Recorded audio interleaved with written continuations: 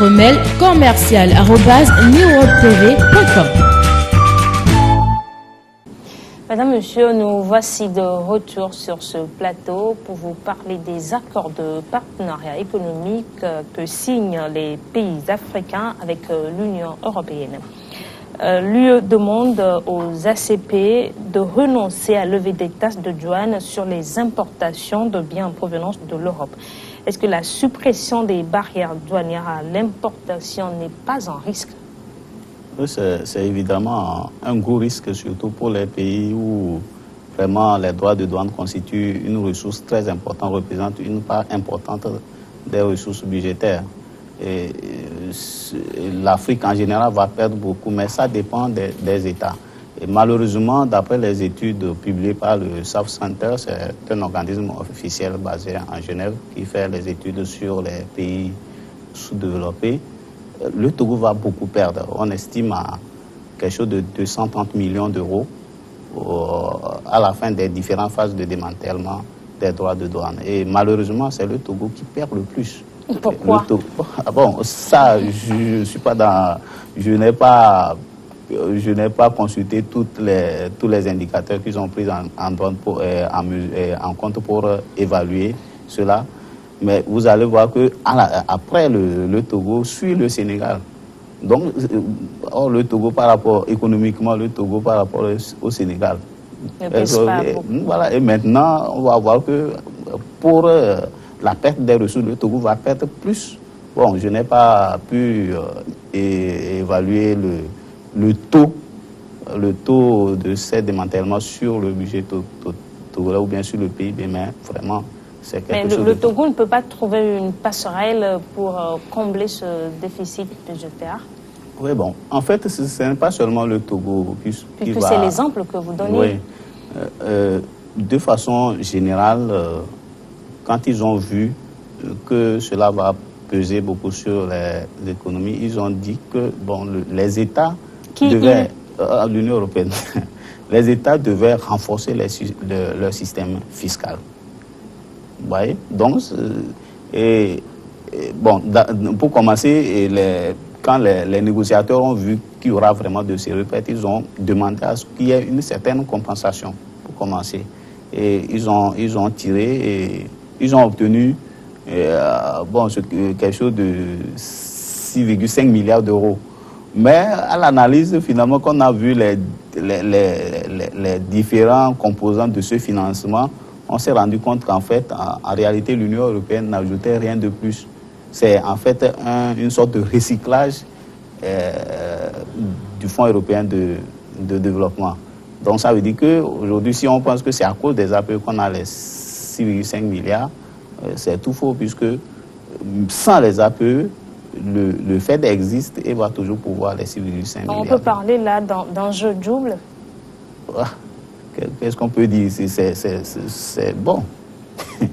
Puisque si vous cherchez aujourd'hui, vous allez voir effectivement, ce n'est pas l'Union européenne, d'après ce que nous avons vu, n'ajoute pas quelque chose au fait. Donc, on peut dire que c'est un jeu double.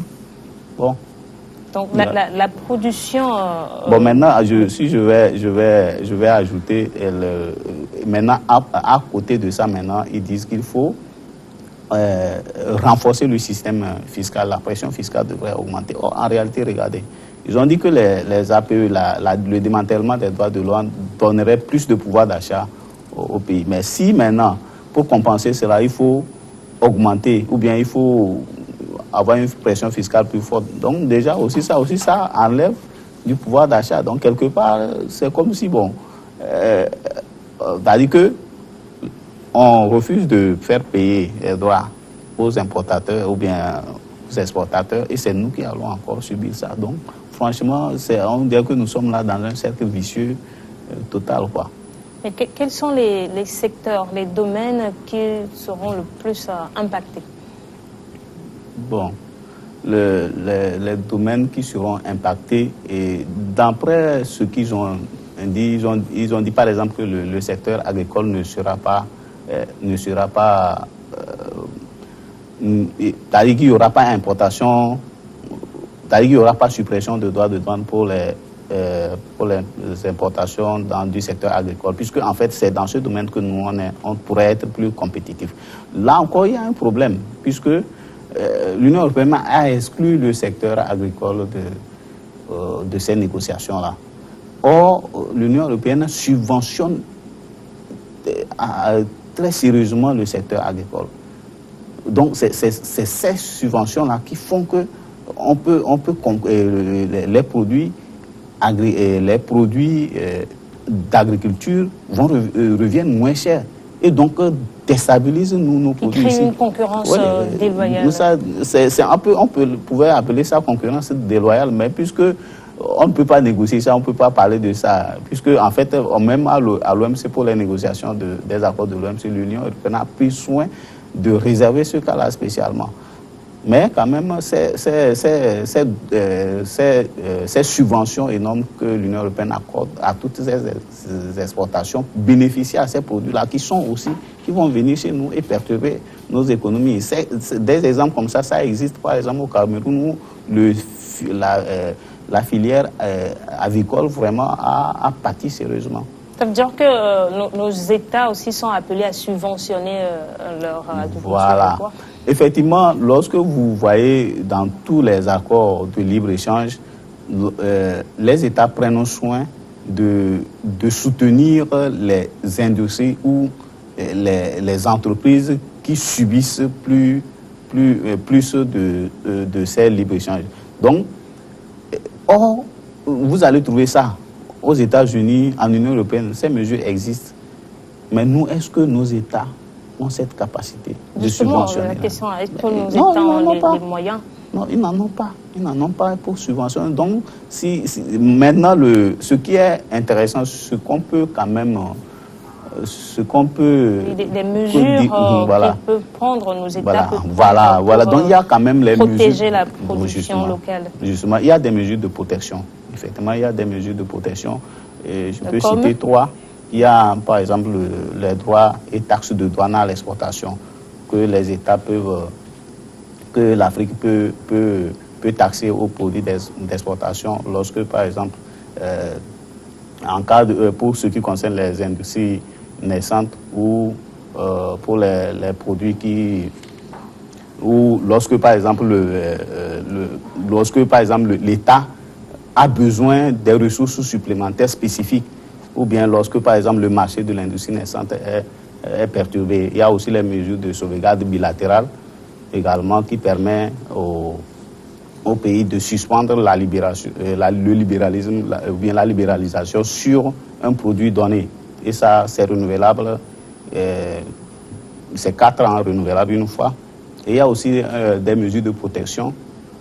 Et ces mesures vont permettre de protéger une industrie naissante. Donc si par exemple un produit d'importation en provenance de l'Union européenne perturbe ou bien empêche l'établissement d'une industrie naissante, le pays ou l'Afrique peut prendre des mesures de protection pour une durée de 8 ans renouvelable, je crois. Donc il y a quand même ces mesures pour protéger l'industrie naissante. Donc c'est à nous maintenant de prendre des mesures pour vraiment bâtir cette industrie-là. Combien le Togo en a déjà prise? Bon, justement, j'ai essayé de faire ces recherches, puisque bon, je suis très intéressé, j'ai soutenu effectivement sur les accords de partenariat économique, donc j'ai essayé de faire des recherches pour voir qu'est-ce qu'on fait. En réalité, aujourd'hui, si nous avons une politique commerciale, cette politique commerciale doit tenir compte des accords de partenariat économique. Mais lorsque tu vas aux informations, vraiment, bon, c'est mitigé. Et puis, ceux qui sont vraiment concernés, les opérateurs économiques, ils ne savent rien. Mais ce n'est pas là-bas la faute du gouvernement. Ce n'est pas la faute non plus des organes de soutien au commerce, puisque aux informations, il s'est ressorti que même lorsque les opérateurs économiques sont invités pour prendre connaissance de ces accords, rarement ils viennent. Mais qu'ils le veuillent ou non, il n'y a pas que les APE. Il y a l'intégration africaine, la mondialisation, tous ces dispositifs aujourd'hui qu'on ne peut pas nier vont avoir des effets sur l'économie. Donc ils sont obligés d'avoir la notion du marketing global. Aujourd'hui, vous ne pouvez pas dire que vous êtes là, vous êtes national, vous avez bien occupé le terrain et puis donc vous êtes à l'aise. Non, vous êtes menacé, que vous le veuillez ou non. Pas l'intégration africaine seulement et pas la mondialisation. Donc, on doit qui vont impacter, qu'on le veuille ou non, nos économies. Mais il faut savoir une chose, toutes ces mesures-là, si on sait les prendre, ça va devenir des opportunités pour nous. Mais si nous fermons les yeux, ça sera une menace. Parce qu'au Togo, on est combien? 7 millions d'habitants. Mais la CEDEAO seulement fait plus de 50 millions. C'est donc un grand marché. Maintenant, si par exemple, on est là et bon, on est là chez nous au Togo, bon, tout va bien, on va avoir des problèmes. Mais déjà, après... on a déjà des problèmes. Sur le plan national, il y a des concurrences très dures dans certains domaines. Oui. Le domaine financier, par exemple. En 2000, l'Union européenne et le groupe ACP signent l'accord de Cotonou avec un triple objectif: réduction de la pauvreté, développement durable et intégration régionale. Est-ce que ces objectifs ont-ils été atteints aujourd'hui? Bien, en matière vraiment de réduction de la pauvreté, il faut savoir d'abord que même cet objectif fait partie d'abord des OMD et des ODD. Et aux dernières nouvelles, en fait, pour ce qui concerne les informations que j'ai eues par l'application des OMD, effectivement, dans d'autres pays, il y a eu vraiment des effets favorables. Les mesures prises, les politiques mises en place ont permis de réduire le nombre de pauvres de moitié. Mais en Afrique, ce nombre a été effectivement réduit légèrement. Et le taux de pauvreté a été réduit, mais au même moment, on a assisté à un doublement du nombre de pauvres. Durant cette période, ça veut dire que les politiques n'ont pas été appropriées. Le nombre de pauvres en Afrique subsaharien a été doublé. Contrairement dans d'autres pays où ce nombre a chuté, même dans les grandes économies de l'Asie, ce nombre chez nous. Maintenant, ce qui est très grave maintenant, voilà des mesures qu'on prend qui vont encore aggraver la situation. Alors, je ne sais pas où est-ce qu'on en... Qu'en est-il de l'intégration? L'intégration, c'est en fait un très bon dispositif qui, en principe, peut permettre la réalisation des économies d'échelle, peut permettre de produire en plus grand nombre. Si on met en place de vraies politiques en commerce international, en marketing global, pour conquérir le marché international. Enfin, l'objectif ou l'un des objectifs de l'accord de Cotonou, c'est l'intégration. C'est l'intégration. Oui, bon, mais là, c'est vrai. Bon, déjà, je crois qu'il y a, un programme ou un projet de soutien à l'intégration africaine, je crois, duquel est sorti, par exemple, le tarif extérieur, comme ce qui m'a un peu embêté quand j'ai parcouru un peu rapidement le rapport. J'ai vu que, en fait, ce projet, lorsque vous prenez, par exemple, les parties prenantes, vous ne voyez pas les entreprises qui font l'intégration. Est-ce que c'est les bureaucrates? Est-ce que c'est l'administration? Puisque, en fait, ce projet concernait seulement l'administration. Ce sont les opérateurs économiques qui font l'intégration.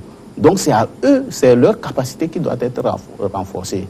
C'est leur capacité qui doit être renforcée pour qu'ils développent des avantages concurrentiels qui puissent... On peut parler de cette intégration, prenons l'exemple par exemple de la CEDEAO, la libre circulation des biens et des personnes. Oui, bon... L'intégration réussie. Bon... On y va, mais je ne pense pas que ce serait dommage. Bon, pour moi, je ne suis pas très content qu'on dise que c'est l'APE qui va permettre l'intégration de l'Afrique de l'Ouest. Mais l'APE va accélérer cela. Pourquoi? Parce que vous imaginez qu'on soit en libre échange avec l'Union européenne, que le Togo, par exemple, soit en libre échange avec tous les 27 pays de l'Union européenne et qu'ils mettre des barrières douanières avec le pays comme le Bénin, bien la Côte d'Ivoire, ça n'a aucun sens. Donc, quelque part, les accords de partenariat économique vont accélérer donc, la mise en place de l'intégration africaine. Selon une analyse que je cite, Dans l'histoire économique du monde moderne, aucun pays ne s'est industrialisé en ouvrant son économie à la concurrence internationale à un stade aussi précoce comme le font les pays africains. Fin de citation. L'Afrique, un continent pas assez mûr pour le libre-échange, M. Patassé. Vraiment, je suis très content de cette question-là que vous me posez. Parce qu'effectivement, tous les pays sauf l'Union européenne, puisque eux, c'est la vieille économie industrielle, donc il n'y avait personne pour leur faire concurrence. Donc c'est le premier. Mais imaginez, les États-Unis, pour être un pays développé industriellement aujourd'hui, il a fallu à un certain moment augmenter substantiellement les droits de douane aux importations en provenance de l'Europe, pour que les Européens soient obligés de délocaliser aux États-Unis, puisque les États-Unis, c'est un grand marché. C'est un grand marché. Donc, vous voulez vendre là-bas. Mais or, avec les droits de douane, vous n'êtes plus compétitif. Vous êtes obligé de délocaliser. Et en délocalisant, vous créez des emplois, vous utilisez des matières premières. Il y a plein de choses qui vont favoriser le développement. Récemment encore, le Brésil aussi, mais c'était pas possible d'entrer au Brésil, d'importer au Brésil. Les droits de douane étaient terribles au Brésil. Et ça a permis à un certain moment quand même l'essor du Brésil. Ça a été le cas au Mexique. Malheureusement, l'ALENA est venue démanteler tout ça et le Mexique aujourd'hui a des problèmes. Ça a été aussi le cas dans les pays de l'Asie, au Japon, en Corée, tout ça là. Mais attention, si vous importez quelque chose seulement, vous êtes... C'était terrible. Et c'est ça. Donc l'Afrique n'est pas prête pour le... Non, en réalité, si on veut faire un développement industriel, l'économie doit être protégée. Ça, c'est-à-dire que nous sommes qui pour faire exception. Puisque si vous êtes menacé, vous ne pouvez pas être compétitif. Mais malheureusement, on constate que l'Afrique a toujours été un pays, un continent ouvert. Après la colonisation, le contact avec l'Union européenne a été maintenu. Donc, ces accords-là, quand même, ont fait que... Entre-temps, même dans les accords de Lomé, je crois, il s'était prévu l'industrialisation de l'Afrique. Mais on ne sait pas pourquoi ça a été abandonné. Une dernière question pour finir rapidement. Oui. Comment les pays africains peuvent réussir à se développer de manière significative dans un contexte de coopération avec l'Union européenne? Oui, il y a des conditions, il y a des bases. Bon, il faut reconnaître qu'aujourd'hui, les trois phases de développement, ou bien les trois secteurs d'activité, d'abord l'activité de base, c'est l'agriculture, les matières premières extractives sur lesquelles on ne travaille pas mal. La deuxième phase, c'est l'industrialisation, donc la transformation des matières premières et des produits agricoles. Et la troisième phase, le secteur tertiaire, la commercialisation, le commerce des services. Bon, il faut reconnaître qu'aujourd'hui, nous pouvons dire qu'en Afrique, on a raté l'industrialisation, puisque les derniers rapports de l'ONUDI et de la CNUSED parus en 2011 disent que, par exemple, la part de l'industrie africaine ne représente qu'1%. Et par conséquent, elle ne peut objectivement penser pouvoir lutter contre la pauvreté. Mais l'information intéressante aujourd'hui, c'est que le secteur des services est devenu un élément important. Beaucoup de pays aujourd'hui se développent avec le secteur des services. Donc, c'est une opportunité. C'est une opportunité, mais seulement le secteur des services, ça nécessite de la haute compétence. Là-bas aussi, c'est de la haute compétence. Donc, toujours, la vraie base du développement, c'est l'éducation. Mais l'éducation volontaire, si par exemple, on laisse l'accès à ces hautes performances intellectuelles au privé. Combien, toi et moi, on a de l'argent pour investir et obtenir ce genre de compétences? Malheureusement, nous sommes pris par le temps. Ce sera tout pour échange aujourd'hui. Merci, Constant Patassé, d'être passé sur ce plateau. Vous êtes consultant en commerce international. Merci également à vous qui êtes restés à notre compagnie. À bientôt pour un nouveau numéro de Échange.